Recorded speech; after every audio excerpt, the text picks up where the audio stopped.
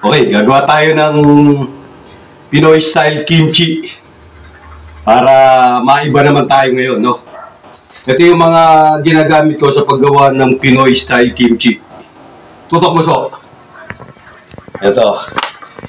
Meron na tayong ginayat na carrots, leeks, yung sibuyas na green, bawang at luya, konti lang kasi kung maraming luya, medyo matapang sa luya, hindi magandang panlasa. Tapos meron na tayong red onion, wala kasi tayong white onion, kaya red onion, kalahati lang ng pinakamalaki sibuyas. Meron tayong dalawang apple, no? Para magbalance yung tamis at anghang. At saka pagka na-fermenta siya, ito yung nagbabalanse ng asim din, no? Kailangan din natin ng hot paper paste. Ito, nabibili ito sa mga Korean store. At syempre, hindi mawawala yung ating chili flakes. Yung ganitong kalaki, nasa 400 pesos. Almost 1 kilogram yung kanyang, or 1.1. So, kalahating kilo, nasa 400 pesos to. Natira ko na lang ito. Tapos, kailangan natin ng patis. Kung wala tayong patis, pwedeng alamang or bagong. At saka, asukal, no? Ang karaniwang ginagamit nila is rice flour. Ngayon, wala akong rice flour. Ang ginagamit ko, yung kanin. So, ang gagawin ko na lang dito, i-blender ko na lang. So, at saka itong ating pechay bagyo. Na-drain ko na to, naibabad ko na siya sa asin ng 1 oras, no? Sa 1 oras, pwede na.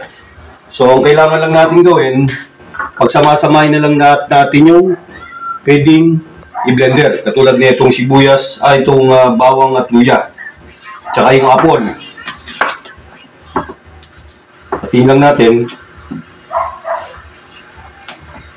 Yan. Tanggalin natin yung buto. Para isang blender na lang. Tamis.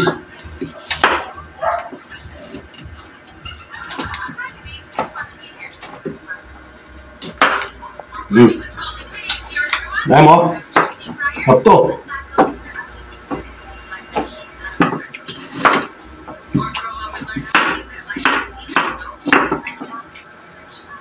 Tsaka natin siya i-blender.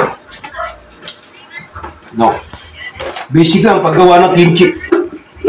Kaya ako gumagawa ng kimchi kasi namamahalan ako dun sa yung sa mga groceries na nagkakahalaga ng 100 to 150 pesos yung maliit na tab.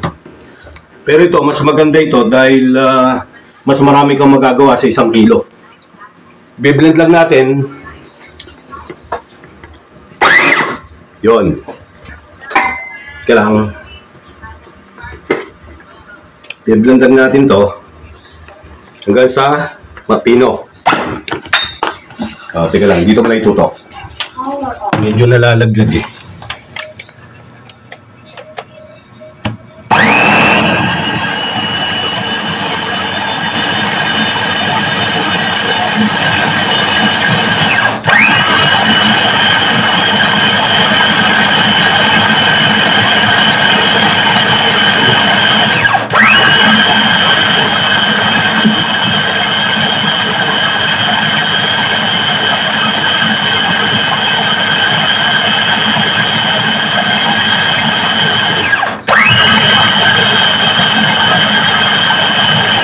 Tingnan natin.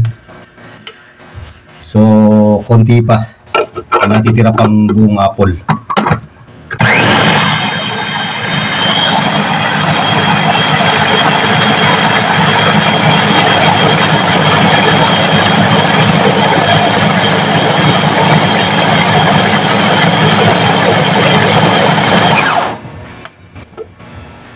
So, konti na lang. Mga 30 seconds.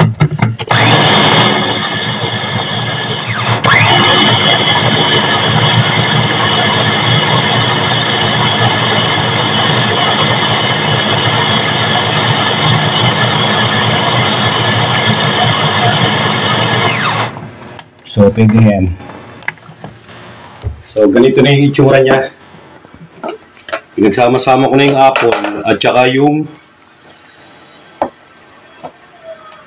yung rice flour. Ito na, pinong-pino na siya. Then, kukuha tayo ng mixing bowl. Ito yung mixing bowl natin. Ililipat lang natin dito sa ating mixing bowl. Tutok mo. Yan.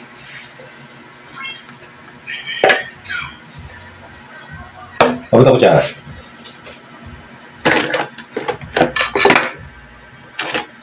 Yan, mixing bowl.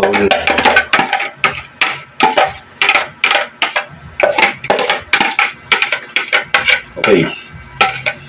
Ito na yung itsura. Ganyan na yung itsura. So, ang gagawin lang natin dyan, ilalagyan lang natin ng chili flakes. Depende sa inyo kung ilang pero ako tinatansya ko na kasi matagal na rin akong gumagawa nito. So, tatansyahin nyo lang para hindi masyadong manghang. Pero mas preferred ko yung medyo nangangagat. Yan. Actually, tinatakal to, pero ako tinatansya ko lang. Ito yung magiging paste ng ating kimchi. Yan. Yeah. And then, tsaka natin ilalagay, pwede namang sabay-sabay yung ating sibuyas, yung ating leeks, at yung ating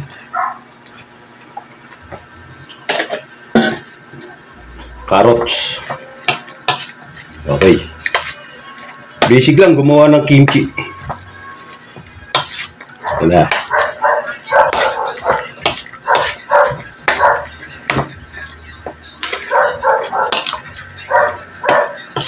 Halu-haluin lang natin. Kasi yung iba kung natitigman sa mga Korean store, pang negosyo, maasim na, medyo fermented na, which is maganda naman yun. Kaya lang, syempre sa mga Pilipino, kinakailangan talaga na may balanse ng panlasa ng matamis, maanghang, at maasim. Kaya ito, ginawa ko to, Pinoy style. No? So, pag na halo na natin at na ibinin kulay, tsaka natin ilalagay yung ating pechay bagyo. Yan na. Basic lang. Pag nahalo na to, ilalagay natin sa tab. Sa tab. Tapos, i-keep refrigerated lang.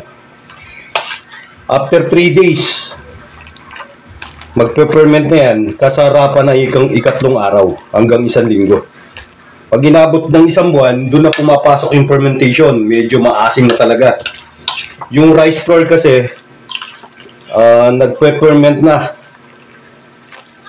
So, umaasim na. Kaya nilagyan ko ng apple para medyo matamis. No? Then, tsaka natin ilalagay yung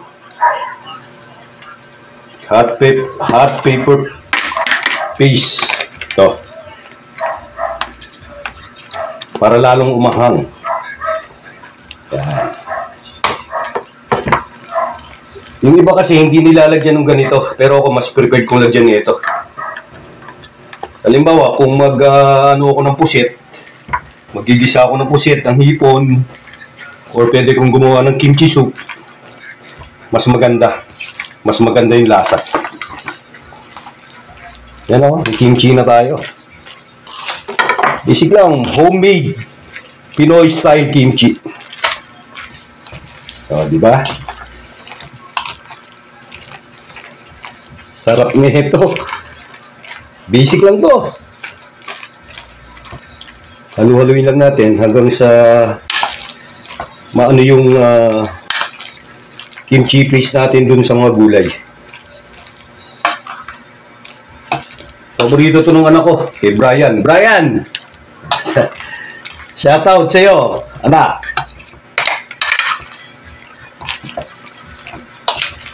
Alright, yan na yan. Ito na yung ating finished product. Pinoy style kimchi. Lalagay na lang natin ito sa tab, tapos i-rep natin after 3 days. Goods na to.